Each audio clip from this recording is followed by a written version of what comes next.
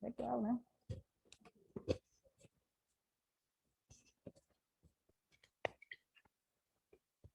Acerte o microfone.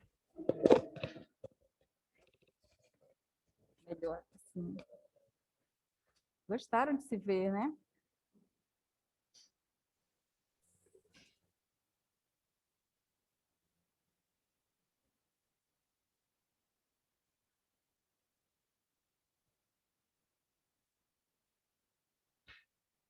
Bom, foi desse livro que eu pedi que vocês lessem o capítulo, a parte 4.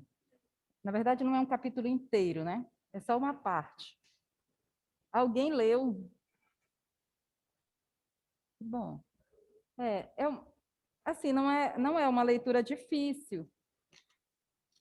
O Garcia, ele é um tipo de autor que ele é voltado, na verdade, para várias áreas do conhecimento. Então, não é um tipo de texto especificamente do direito.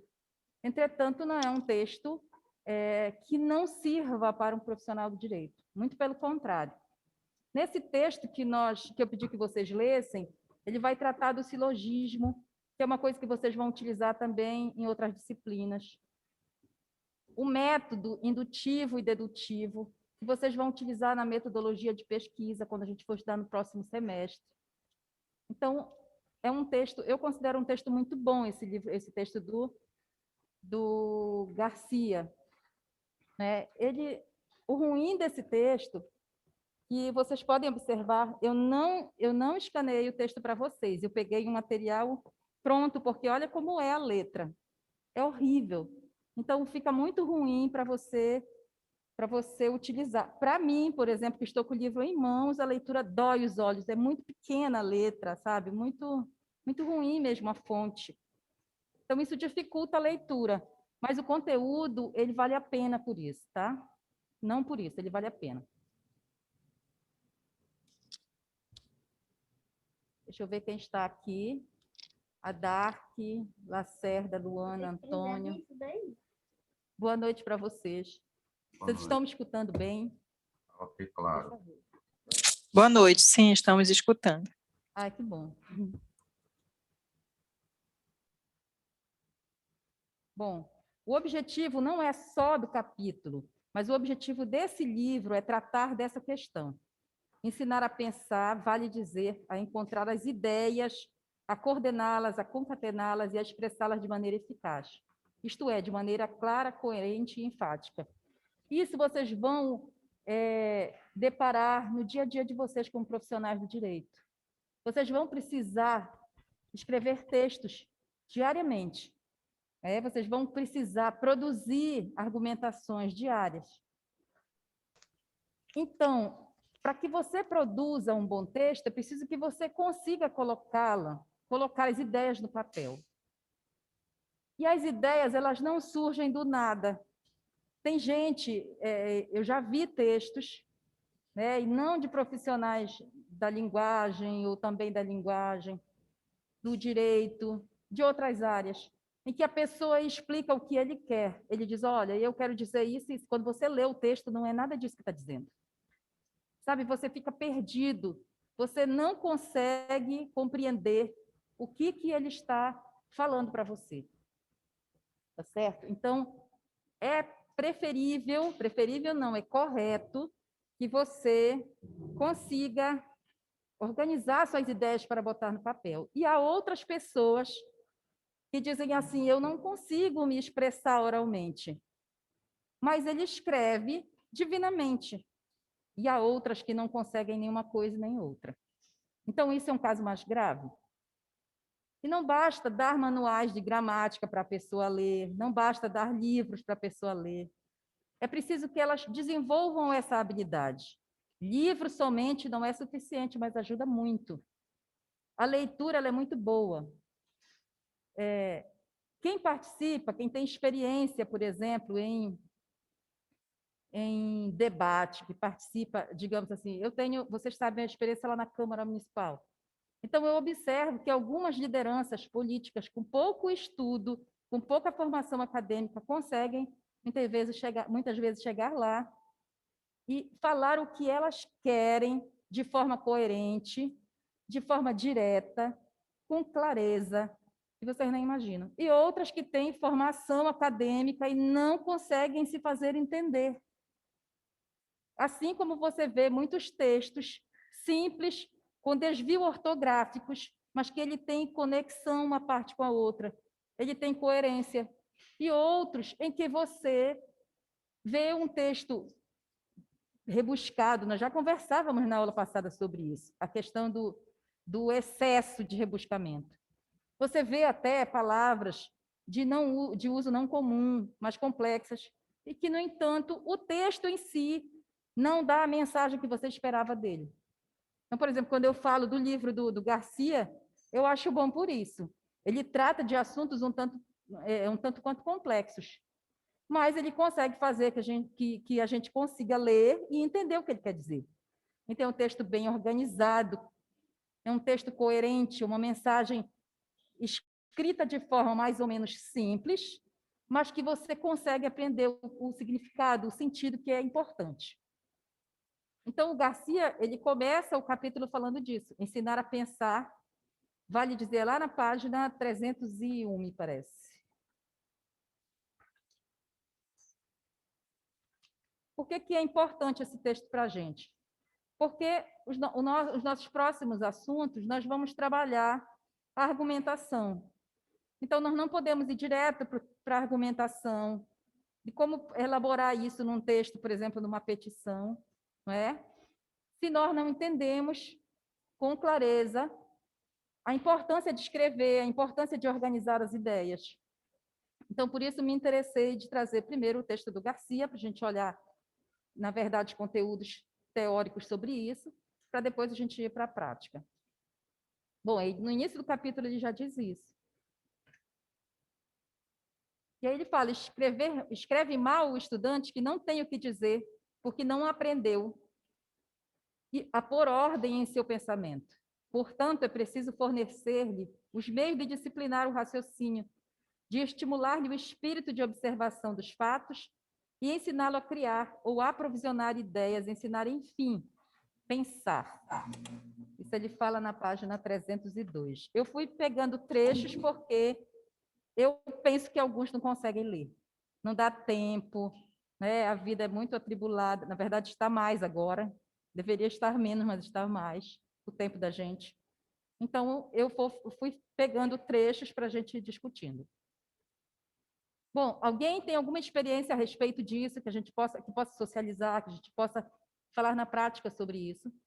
Escreve mal o estudante que não tem o que dizer porque não aprendeu a pôr em ordem seu pensamento. Portanto, é preciso fornecer-lhe os meios de disciplinar o raciocínio, de estimular-lhe o espírito de observação dos fatos e ensiná-lo a criar ou a aprovisionar ideias, ensinar, enfim, a pensar. Não sabemos pensar? Sabemos. O problema é relacionar o que pensamos com o que vamos escrever, né? Conseguimos dizer no papel o que a nossa cabeça planeja.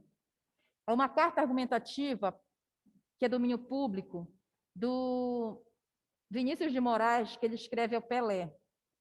É um texto poético.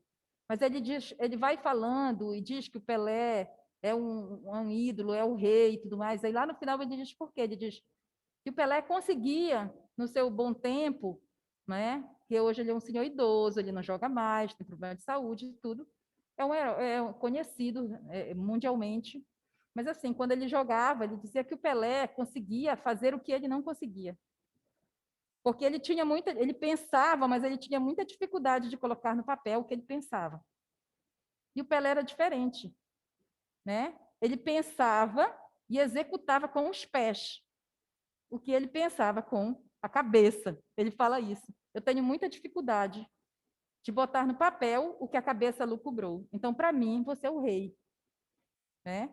Ele relacionava a vivência do Pelé com a dele. Então, não é fácil mesmo para quem é de linguagem. Quantos colegas da mesma área que eu, professores, que têm uma formação muito boa, dedicados, dizem: eu estou angustiado porque eu não consigo escrever, eu não consigo, esse texto parece que está me exaurindo. Então, isso não é vergonha para ninguém, termos dificuldade de fazer isso. Isso é natural. Ainda tem um agravante, que há dias em que você, mesmo sabendo, mesmo tendo facilidade, não consegue, porque você está emocionalmente abalado, porque você está com problema financeiro, pessoal, brigou com o namorado, com a namorada, não sei com quem, o filho está doente, um monte de coisas acontecem na sua vida, e que você tem dificuldade, mesmo sendo alguém bom de produção de texto. Tá? Eu não me considero uma pessoa boa de produção de texto, eu sou dedicada, esforçada, eu corro atrás. Mas há dias em que eu não consigo escrever uma linha. E eu trabalho com isso todos os dias. Então, imagina para quem não faz isso. Vocês enfrentarão esse problema com profissionais do direito. Vai acontecer isso, de você querer fazer o trabalho. Hoje eu não estou num bom dia. Acontece em todas as áreas. Mas isso é um caso esporádico. Né? O correto é que nós tenhamos condições de pensar, de planejar e de executar. O nosso texto precisa ter coerência. Lembre-se, nós não vamos escrever textos para qualquer pessoa. Nós vamos escrever textos que atendam à necessidade de um cliente, mas que ele vai ser dirigido a um juiz, a um promotor, a outro advogado, não é? A um diretor de órgão. Então, você não pode escrever de qualquer jeito. Isso é muito importante. Essa questão de estimular o espírito. Vocês observam que os cursos de redação para o vestibular, o que é que eles fazem? Eles trabalham isso no aluno. O aluno sai do ensino médio e ele quer fazer vestibular para direito, para medicina, para um curso mais concorrido, ele procura um cursinho de redação. Não é porque ele não sabe escrever, porque ele quer melhorar essa capacidade dele, já que a redação é uma das notas maiores, não é? Pesa muito no Enem.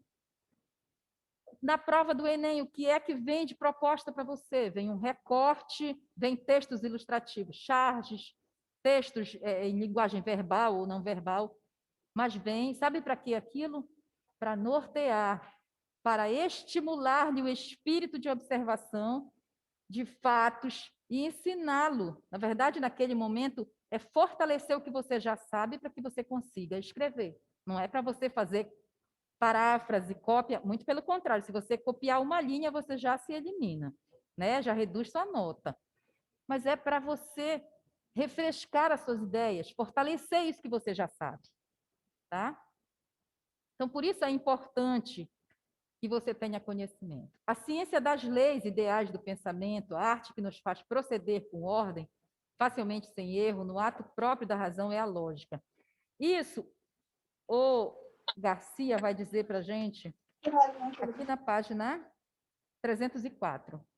Quando ele diz que ele não vai tratar no livro, não vai fazer um tratado sobre lógica, mas ele diz que ela será muito importante para o aluno, né? Para tratar neste capítulo, neste livro, ele precisa falar da lógica com relação à sustentação do texto, a sustentação do conhecimento para escrever, para ensinar o aluno a escrever e, consequentemente, a pensar.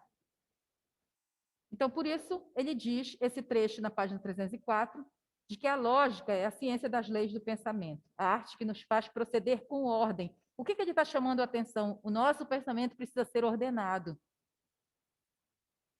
Então, a lógica, facilmente, sem erro, no ato próprio da razão. A lógica é a ciência, esse conceito aqui não está no Garcia, tá?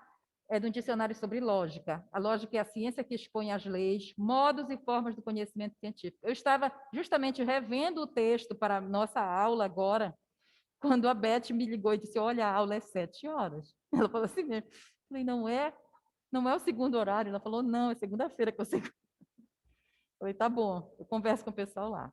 Aí por isso que não está aqui o autor desse trecho, tá? A lógica é a ciência que expõe as leis, modos e formas do conhecimento científico. Trata-se de uma ciência formal, desprovida de conteúdo, que se dedica ao estudo das formas válidas de inferência. Trata-se, portanto, do estudo dos métodos e dos princípios utilizados para distinguir o raciocínio correto do incorreto. Nós vamos olhar que, quando ele fala do raciocínio dedutivo e o indutivo, ele vai falar do silogismo.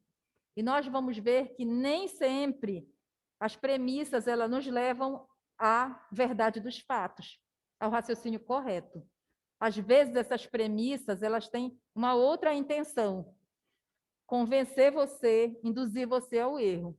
Nós costumamos ver isso muito nos embates, em que um lado defende o seu grupo e o outro defende o seu. Né? Nós vemos muito isso no Congresso Nacional. Se nós formos assistir, por exemplo, as sessões do TV Senado, nós vamos ver essas questões. Nós ficamos observando, puxa vida, mas isso não está certo. Mas ele defende, ele tenta convencer o outro da ideia dele, da ideia que ele defende. Tá? Então, nem sempre, quando você convence, quer dizer que você usou o raciocínio correto. Você usou o raciocínio mais convincente. Né? Da validade das declarações. Isso aqui na página 304 ainda. Declarações, apreciações, julgamentos, pronunciamentos expressam opinião pessoal, indicam aprovação ou desaprovação, mas sua validade deve ser demonstrada ou provada. Só terá validade se devidamente demonstrada, isto é, se apoiada ou fundamentada na evidência dos fatos, quer dizer, se acompanhada de prova. Então, eu posso ter a minha opinião pessoal de determinada situação e outro ter de outra situação. E ele dá o exemplo aqui com relação a chamar uma pessoa de ladrão. Quem lê o texto vai observar que ele diz assim: o pronunciamento fulano é ladrão vale tanto quanto a sua contestação. Não, fulano não é ladrão. E nenhum dos dois convence, limitando-se apenas a afirmar ou negar sem fundamentação, isto é, sem a prova dos fatos, que são, grosso modo, especificações em que se apoiam as generalizações traduzidas em pronunciamentos ou interlocutores acabam travando um bate-boca estéril da mesma ordem daqueles que seriam levados a argumentarem apenas com palavras de sentido intencional. Então, a minha opinião, a opinião do outro, ela só pode ser considerada válida quando você utiliza fatos. Isso não é sobre, eu estou com fome ou eu não estou com fome. É sobre questões práticas, questões que demandam uma situação mais coletiva, digamos assim. Então, no caso, se você diz, fulano é ladrão, ele fala aqui, porque a pessoa está se vestindo de uma forma, utilizando coisas, de uma forma que a situação financeira dela, você acha que ela não tem condições de ter, você está deduzindo isso por indícios. Isso não são provas. Esta pessoa pode ter a ajuda financeira de um avô que mora longe, de um pai que não mora com ela. Ela pode receber pensão, ela pode e você não sabe da vida dela. Mas você está, puxa vida, a família dela é humilde, ela mora numa casinha simples, no entanto, ela tem carro, ela só pode ser ladra. Esse aí é ladrão. Esse está fazendo tal coisa errada. Isso são indícios, isso não são fatos. Né? E vocês, como profissionais do direito, vão saber exatamente a diferença entre uma coisa e outra. Né? Vocês vão exercitar muito isso. Eu não sou do direito, então o conhecimento que tenho de audiência, graças a Deus, é só de filme. Tá? Porque não é uma coisa muito agradável. Né? Então, se você observar, para mim, que tenho experiência de filme, eu vou dizer para vocês que eu acho muito interessante as defesas e as acusações que se fazem e a sustentação que os advogados fazem para defender ou acusar uma pessoa. Né? Você faz pesquisas, você busca argumentos que garantam isso. Ou seja, você vai tentar fazer que as suas declarações sejam vistas como verdadeiras. Se elas forem vistas como verdadeiras e você for um advogado de defesa, o seu cliente vai estar como possivelmente livre, porque você vai convencer os jurados. Né? Se o seu cliente é aquele que está fazendo, se você é um advogado de acusação e os seus argumentos têm provas suficientes de que aquela criatura merece ser condenada, aquele sujeito, você também terá sucesso. Então, é disto que o Garcia está nos falando. Como eu disse para vocês, não é um texto voltado para o direito, mas ele se assenta muito bem na área do direito. Né? Porque vocês lidam com isso na prática. fatos não se discutem, opiniões sim. Fato é coisa feita, verificada e observada. E qual a diferença entre fato e indício? Eu já falei para vocês que quando você observa, segundo Garcia, não são palavras minhas, quando você observa que uma pessoa ela ostenta algo superior que você acha que ela pode, e você deduz que ela é ladra, você está baseando-se em indícios. Né? Então, a gente sabe que indícios pode ser falso, pode ser verdadeiro, mas pode ser falso. São possibilidades. Né? Os fatos, devida e acuradamente observados, levam ou podem levar à certeza absoluta. Os indícios nos permitem apenas inferências. Deixa eu ver que tem alguém chamando aqui.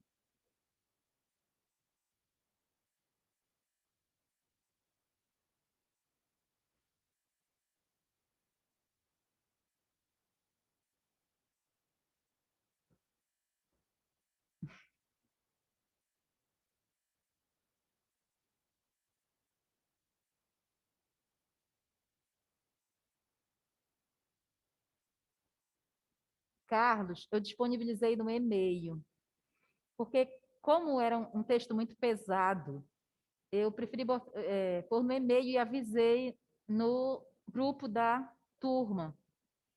Eu pedi que avisassem no grupo da turma que o material estava no e-mail, porque ainda não me inseriram nessa turma por ser nova, então não tive como avisar para vocês nem postar o material. Por isso eu mandei por e-mail e pedi que avisassem para o pessoal que estaria no e-mail, porque na aula passada eu já avisei que eu iria, né, postar o material.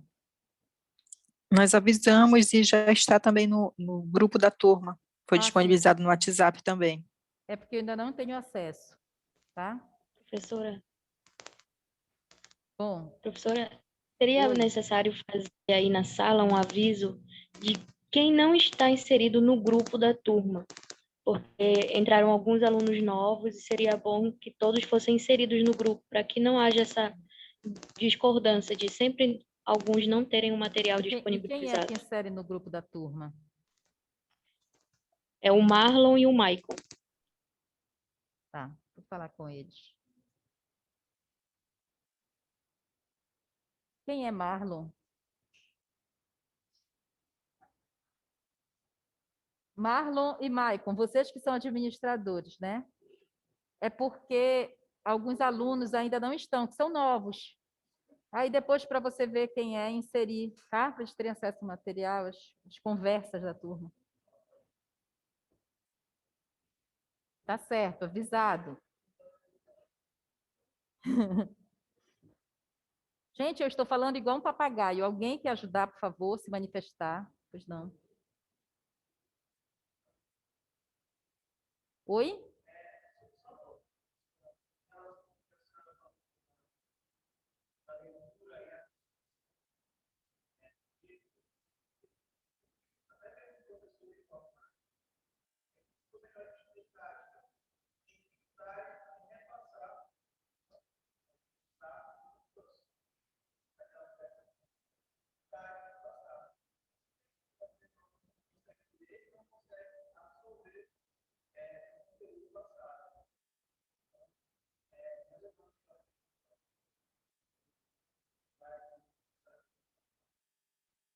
Sim. Sim, olha, é assim, quando eu fiz o concurso do Estado para professor, eu não tive tempo de ler o material sobre didática. Não tive. Eu nem tinha o material, não era como hoje. Né? Isso foi em 94, acho que 94, não sei. E, assim, eu estudei língua portuguesa, eu estudei todo o resto, e não estudei a parte de didática especificamente, porque eu não tinha. Eu trabalhava numa escola, acho que vocês conhecem, São Francisco. Eu tive uma conversa com uma colega, que é de matemática, e na época ela era gestora, ela é até aluna desta turma. E ela me falou sobre. Eu não estou vendo ela por aqui. Oh, lá está ela bem ali, ó. Ela me falou sobre o assunto tratado, não foi, Ana? E olha, com isso eu fiz a prova. Entendeu? Eu não sabia aquele assunto, eu nunca tinha lido. Eu não tinha a leitura que eu tenho hoje de de pedagogia. Eu não sou pedagoga, mas eu trabalhei no Parfó, eu tenho uma experiência maior. Na época, eu era uma professora de língua portuguesa, entendeu? E numa conversa com ela, que era gestora da escola na época, ela pode confirmar se eu estou mentindo, né? Ela conseguiu passar isso para mim, assim, em conversa. E as questões eu consegui resolver, porque eu tinha conhecimento da minha área, mas eu não dominava essa questão. Isso me ajudou muito. Então, é isso que a gente está falando aqui. É você conseguir sintetizar, muitas vezes, um assunto gigante, de uma forma que o outro compreenda. Né? É disso que o Garcia está falando para a gente. Que o outro compreenda, que ele consiga abstrair a essência disso. E isso não só, no nosso caso, foi uma conversa, né? Foi digamos, uma aula, assim, expositiva. Não foi só para mim, foi para outros colegas também. Mas, assim, você precisa saber fazer isso no texto escrito. Tá? Você precisa saber fazer isso no texto escrito.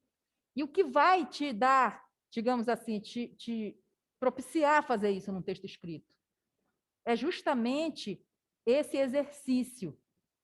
Né? Você precisa subsidiar o aluno para que ele consiga, na hora do aperreio, porque, por exemplo, vocês vão fazer prova da ordem. A prova da ordem é de múltipla escolha, né? Ela não é discursiva, ou tem questão discursiva?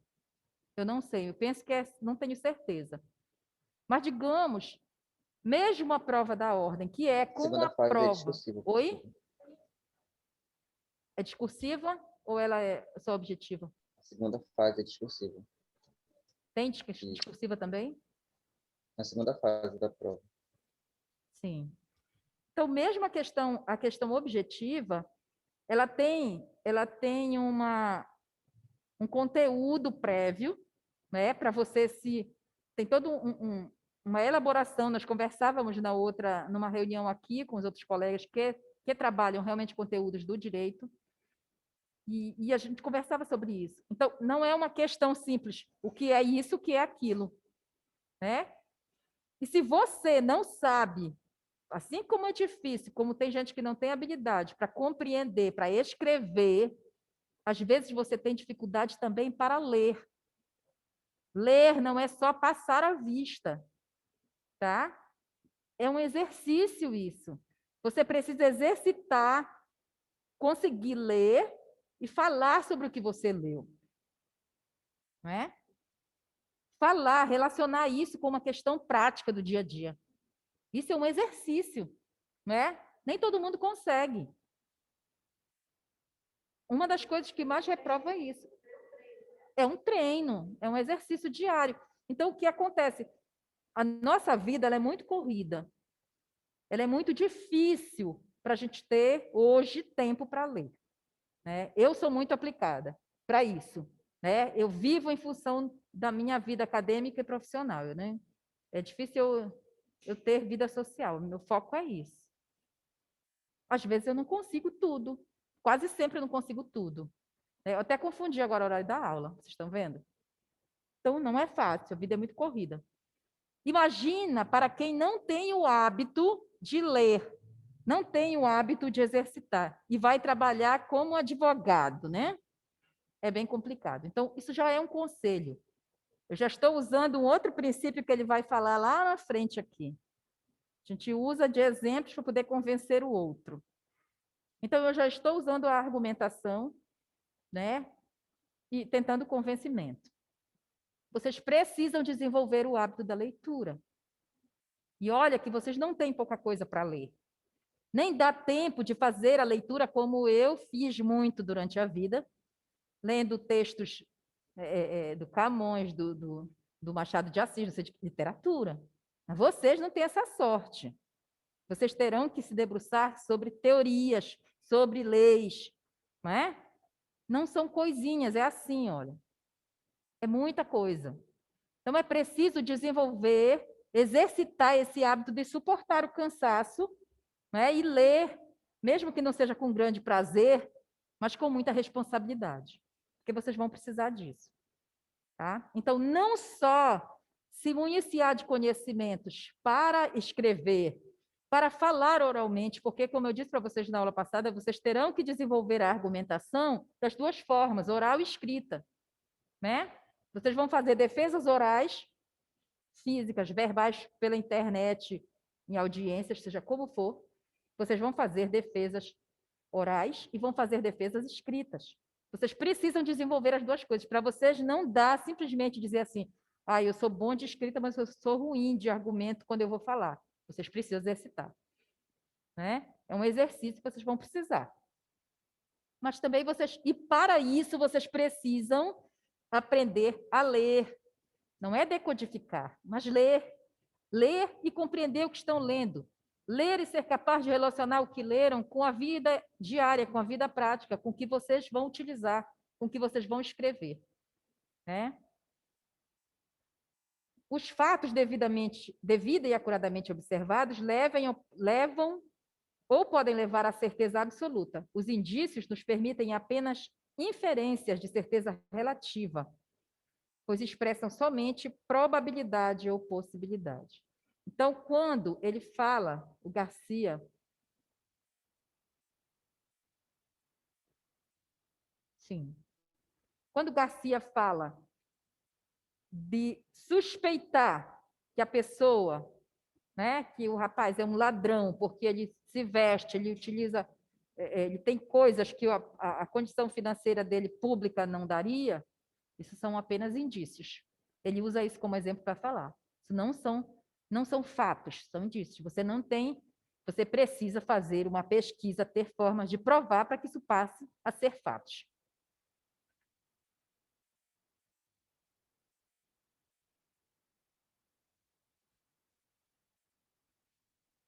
Os fatos, da validade dos fatos. Na página 304 ainda. Os fatos em si mesmos, às vezes, não bastam. A generalização é falaciosa, porque é apoiada em fatos insuficientes. Isso é concluir do particular para o geral. Ou, como diz a lógica, como é que pronuncia isso? Ab uno disque omnes, né? Ou seja, por um conhece a todos. Existe um filme, não sei se você... um vídeo no YouTube, e é da Chimamanda Ngozi. Não sei se vocês conhecem. Ele é legendado, mas é um vídeo que tem um conhecimento muito grande. Não sei quem foi que me disse outro dia que gosta muito de história. Não, foi da outra turma de direito que gosta de história. Mas é um livro, um vídeo em que ela fala, ela é uma escritora e do continente africano, eu não lembro qual é o país, e ela diz o seguinte, que as pessoas costumam olhar para a África como um país, ou seja, generalizando. Costumam olhar para a África como um lugar onde tem pessoas passando fome e em guerra o tempo todo. Não olham para a África como lugar onde tem neurocirurgiões, assim, referências no mundo, sabe? Pesquisadores, ela vai falando. E ela diz que ela teve experiências pessoais que fizeram ela despertar para isso e ser o que ela é hoje. Ela fala que quando ela era criança, o país dela estava em guerra. A mãe dela era professora, o pai trabalhava numa repartição, e ela viu as coisas irem faltando em casa. Faltou um dia margarina, outro dia não sei o quê, a situação foi ficando difícil mesmo eles trabalhando, porque não tinha, né? E aí um dia a mãe dela trouxe um menino de uma comunidade isolada, disse assim, eu esqueço o nome dele, não sei se era Baide, um nome assim. Ela disse, este é fulano de tal, e ele vai morar a partir de hoje conosco. E aí ela disse, a família dele é pobre. Então, para ela, ele era apenas uma criança de família pobre. Ela só conseguia ver o menino daquela forma. Já assististe esse vídeo? Chimamanda Ngozi, está no... É O Perigo da História Única, o nome. E aí, ela fala isso, gente, ela diz que um dia, então, eles juntavam roupas, alimentos e tudo para mandar para a família do menino. E um dia a família dela foi visitá-los na aldeia onde eles moravam. E ela chegou lá e ela viu cestarias lindas que a família dele fazia, né? Um artesanato maravilhoso. E aquilo despertou nela a sensação seguinte: eles não são, a família dele não são pobres. Isso não é o único olhar que tem que ter para eles. Eles são uma família trabalhadora, eles são uma família de artesãos, né? Ela passou apenas de ver o menino como um coitadinho de família pobre. Por isso o vídeo dela é o perigo da história única, porque ela diz que muitas vezes você só consegue olhar a pessoa por um prisma, né? Por determinada característica. Fulano é dependente químico. Tu não quer saber, às vezes ele é um artista maravilhoso, um brilhante empresário. Ele foi tudo na vida, ele está dependente químico hoje, ele tem um problema. Ah, fulano é alcoólatra. Você não sabe porque ele está bebendo, mas você só consegue olhar para ele por aquilo. Se você nem pensa em olhar ele de outra forma, né? Então ela fala do perigo da história única, que você pega algo particular e transforma aquilo como se fosse regra. Você é incapaz de ver de outras formas. E isso é muito perigoso. Ela fala que quando chegou nos Estados Unidos para estudar, ela foi morar com outras moças. E elas ficaram assustadíssimas quando ela disse que conhecia as músicas das cantoras, daquelas divas, né? Porque para elas ela era uma criatura que vinha de um país em guerra, né? Elas se assustaram quando ela disse que conhecia o fogão. Ela conta isso e ri, né? Parece que ela não sabia o que era um fogão, ela morava no meio do mato. Muitas vezes tem essa visão nossa do Pará lá fora, né? Que nós moramos onde tem jacaré, que o jacaré anda pela rua, o pessoal até brinca com isso, jacaré anda pela rua, não sei o quê. Né? Tem uma visão assim distorcida, porque as pessoas olham para os outros com apenas um olhar. Você só consegue ver fulano é isso, é pronto. Nós não somos uma única coisa, a vida não é uma só coisa, tudo tem dois lados. Aliás, tem vários, né? Tem vários lados. Então, ele diz aqui, a generalização ela é falaciosa, porque apoiada em fatos insuficientes. Isso é concluir do particular para o geral. Ou, como diz a lógica, ab uno disque omnes, né? Por um conhece a todos. Isso não deve ser uma regra nas nossas leituras. Até mesmo quando você vê dois autores que tratam da mesma coisa. Vocês vão ter esse tipo de atividade, se ainda não tiveram, em que o professor diz: eu quero que vocês olhem o conceito tal para o autor X e para o autor Y. Né? Certamente eles não pensam da mesma forma. Eles têm uma linha de estudo diferente. Então, é preciso que nós tenhamos esse olhar quando fazemos os nossos textos, quando nos preparamos para uma palestra, né? De não generalizar. A generalização como regra. Não quer dizer que você não utilize, né? Não utilize como exemplo, mas a generalização como regra, ela é falaciosa, porque quase sempre ela dá errado. As pessoas não são iguais, ninguém, né? Nem os nossos dedos são iguais. Oi.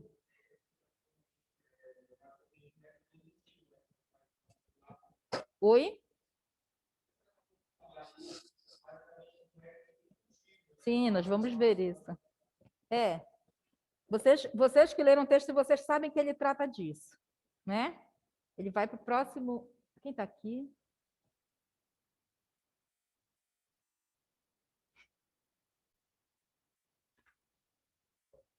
Talento.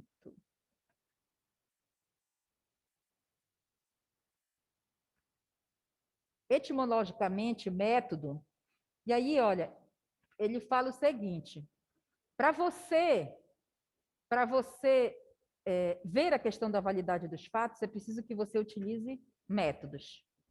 Etimologicamente, o método vem de meta, através de, odos, caminho, né? Do grego. É o caminho através do qual se chega a um fim objetivo. Quando vocês forem fazer a pesquisa de vocês, vocês terão que escolher um método de pesquisa. né? Porque a pesquisa não é qualquer coisa. Ela não é qualquer coisa, ela precisa que tenha um problema, um objetivo, um cronograma, referencial teórico, um monte de coisas. Mas ela precisa passar por partes. Você vai testar, você vai ver se o método que você escolheu, ele é válido ou não é válido. Se a hipótese que você achou que era, ela se confirma ou se refuta. E por que você vai conseguir ver isso? Porque você está utilizando um método. O que é o método? É o caminho através do qual se chega a um fim ou objetivo. Do ponto de vista da lógica, é o conjunto dos meios ou processos empregados pelo espírito humano para a investigação, a descoberta e a comprovação da verdade. Na operação da verdade, distinguem-se dois métodos fundamentais de raciocínio. Quais são eles? É o método dedutivo e o método indutivo. E aí o Garcia, ele vai citar anterior, né? 308, tá. O Garcia, ele vai citar o Maritain, 1962, né? Então, na página 308, também, mas é uma citação de outro autor que ele utiliza para dizer que mostrar como uma conclusão é tirada da experiência sensível, ou, em outras palavras, resolver uma conclusão nos fatos dos quais nosso espírito a extrai como uma matéria, é proceder por via indutiva, né? Então, quando você trabalha essa questão mais subjetiva, você está trabalhando com o indutivo. É nesse sentido que Aristóteles e São Tomás ensinam que nós temos somente dois meios de adquirir a ciência, a saber, o silogismo, que procede a partir das verdades universais, né? E a indução. O que nos leva a crer que o silogismo é o mesmo que o método dedutivo, né? Nós só temos dois métodos. Se um é a indução, o outro é a dedução, né? Que procede a partir dos dados singulares. A indução que procede a partir dos dados singulares, dependendo formalmente do nosso conhecimento dos primeiros princípios evidentes por si mesmos, tirando materialmente sua origem da realidade singular e concreta pelos sentidos. Então, o que ele diz? Que o método indutivo, né, ele é uma coisa, e o método dedutivo está atrelado ao silogismo, que são aquelas premissas, né? Fulano é mortal, não. Fulano é mortal, ele é um homem, logo todo homem é mortal, né? Vocês vão observar que isso são premissas, premissa maior, menor e a conclusão, mas que na prática, muitas vezes, esse resultado óbvio ele não dá certo. Pela indução, pelo método indutivo, partimos da observação e análise dos fatos concretos específicos para chegarmos à conclusão. A norma, regra, lei, princípio, quer dizer a generalização. Então, olha só, indutivo particular para o quê? Para o geral, né? O processo mental busca a verdade partindo de dados particulares, conhecidos para princípios de ordem geral desconhecidos. Parte do efeito para a causa. É um raciocínio a posteriori. Parte-se do que é conhecido para o desconhecido. Isto é, a solução, a conclusão, o princípio, a norma diretriz, em suma, a verdade que é sempre a melhor solução. E aí, aqui no livro, que é longo essa explicação dele, ele utiliza a utilização dos bondes ou dos ônibus elétricos no Rio de Janeiro. E ele diz o seguinte, que era preciso saber, né, qual era a melhor alternativa. Ele diz, a melhor alternativa é perguntar à população. Então, muitos vão defender que o bonde é a melhor alternativa, outros que os ônibus elétricos são a melhor alternativa. Nós queremos saber qual a melhor alternativa para o Rio de Janeiro, naquela época em que ele está tratando.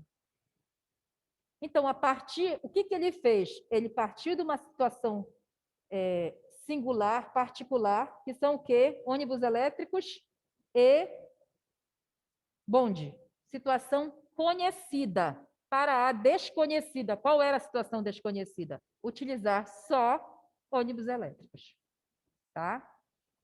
Então, nós fazemos isso nos nossos textos. Quando nós fazemos, por exemplo, uma petição, nós podemos começar a falar de uma situação. Digamos que nós vamos tratar sobre a violência contra a mulher. Você quer solicitar medida protetiva? Eu não sei se faz isso direto para o juiz, não sei. Eu estou dando uma sugestão, comentando uma situação. Então, digamos que você vai pedir isso para o juiz. E você começa a falar de quê? Você fala da situação da mulher, dos fatos da situação da mulher sendo agredida, os índices nacionais disso, toda a situação de forma rápida, para você citar a sua cliente que vem sendo ameaçada, que já foi agredida, que o ex-marido vara na casa dela, ex-namorado, sei lá, com uma arma e põe na cabeça dela e diz que vai matá-la, etc. e tal. Por isso você pede medida protetiva. Você fez o quê? Você começou de um fato geral para poder chegar no particular. Mas se você fizer o inverso, você fez que método? Você fez um método dedutivo, né? Se você começa falando da sua cliente, que ela vem sendo agredida, vem sendo ameaçada e tudo mais, e que essa é uma situação que vem acontecendo no país todo, muitos casos de pessoas que já morreram, né, de feminicídio, né, foram assassinadas e tudo mais. Você fez o quê? Você foi de um caso particular para o geral, tá? Então, você seguiu a forma inversa. É disso que o Garcia fala, tá bom? Testemunho autorizado. Ele volta para falar da validade dos fatos, né? Na página 310. Professora, eu não entendi essa explicação da medida protetiva.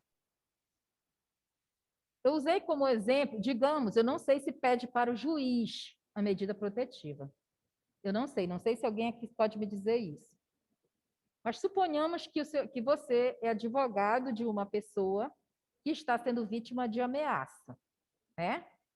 Do ex-marido, do ex-namorado, não sei, tá certo?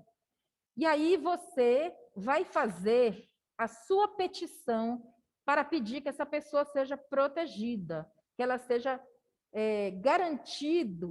que seja garantido que ela não tenha esse agressor, possível agressor, não tenha a permissão para chegar perto dela. Se você começa a fazer o seu texto falando de uma situação geral, que é muito feminicídio no país, muitas mulheres sendo agredidas, não é? Que nós temos, você vai usar a lei a Maria da Penha, né, que é uma lei que protege a mulher. Se você começa por aí, para depois você citar o caso específico da sua cliente, você está usando a forma de escrever seguindo o método geral para o particular. Tá? Do geral para o particular. Se você faz o inverso, se você começa falando da situação da sua cliente, dizendo que ela corre risco de ser agredida, de ser vítima de feminicídio, um monte de coisas, que ele é perigoso, que é uma situação de risco iminente, e você, para sustentar isso, você cita que é um caso comum, tem se tornado um caso comum no país. Muitas mulheres vítimas de feminicídio, sejam pobres, sejam famosas, sejam ricas, sejam pessoas comuns. Você fez que tipo de método você utilizou do particular para o geral? Você entendeu? Sim, deu para entender. Então, o geral para o particular seria a parte da dedução e do particular para o geral seria a indução. Isso, exatamente. Exato. Tá claro? Claro. E aí ele fala do testemunho autorizado. Gente, me avisem da hora, porque eu entrei atrasada e tem uma professora que vai entrar, tá bom? Não quero criar problema para vocês. Se nós precisarmos repor a aula, a gente agenda. Eu estou perdida, que meu telefone está descarregado. 8h47.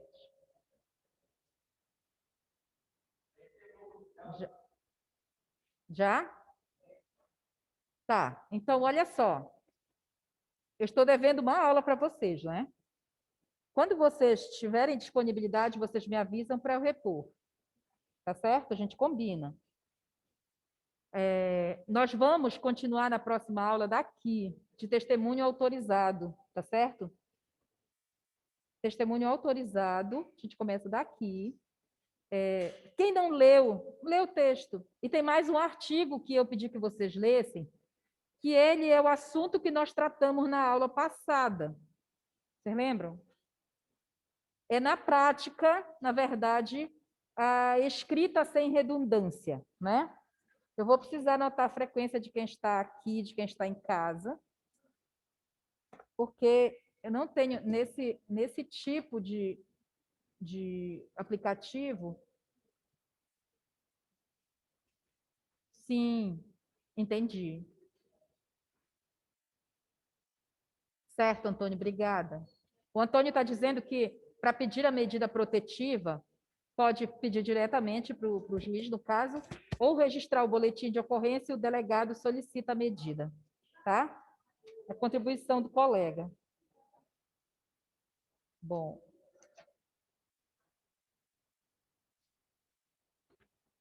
Deixa eu olhar aqui que eu anotei na aula passada.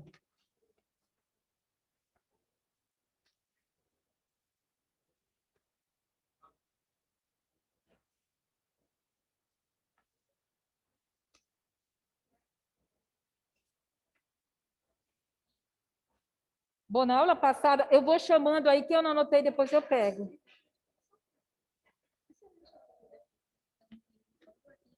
Meu Deus, por quê? Eu falei lá, Marta. Não sei, mas é um livro que tu não precisa jogar fora. Ele é muito útil. Eu vou olhar ainda. Gente, Raimundo Nonato está aí. Eu vou chamar pela lista que eu tenho e depois eu anoto os que não estão. Eu anoto depois, Ana Lúcia. Ok, professora, estou online. Ah, está online, ok. Tá? Antônio Carlos. Está Aqui, online professora, também. estou online. Sim. Jefferson. Aqui, professora. Jefferson Luísa. Vieira. Luísa. O Inglerson. Divaldo. Divaldo está aí? Divaldo estava há pouco, só que caiu a conexão dele. Eu posto lá no grupo para vocês. Vou pedir para o menino me incluir, que o professor não me incluiu. Divaldo acabou de voltar. Tá, Rafael. O professor Divaldo está presente, ok? Tá, Rafael lá. Ok. Anderson. Paulo. Paulo Vitor. Vitor Santos. Rosângela. Tainá. Ela está junto com o Divaldo. São marido e mulher. Tainá está aí? Está presente. Está, ela acabou de colocar no Luísa. chat. Aí, que vai falando, que eu estou É dormindo, tá? Soliane o nome? Soliane. Manda bala aí. Kátia. Pescando, minha Luana amiga. Menezes. Aqui, Maiara. professora, Luana. John. Na força da coragem. É John, né? Entendo, John entendo. Falou. Vai respondendo Marlon. pelos parceiros. Maicon. Esse aí já ouvi. Johnson, Alexandre. Você? Maiara Pantoja. Eide, é?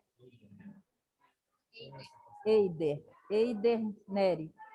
Maria Carolina. Maria Dark. Aqui, Élida professora, presente. Neri. Jonathan Ferreira. Quem é Jonathan? Alex Silva. Você? Só tem você. Marcos Vinícius. Quem é Marcos Vinícius? Eu não sei se anotei esse nome certo. Criger. Como é? Como é seu nome? Crigerlen. Tá. Anotei errado. Crigerlen Lobato. Expedito. Wenderson Gabriel. Laisa Lopes. Fernanda Pinheiro. Aqui, professor. Ana Lúcia veio hoje. Você é? Eu acho que eu já anotei teu nome. Soliane. É outro Jefferson. Jefferson de quê? Melo. Tá, você estava desde a aula passada.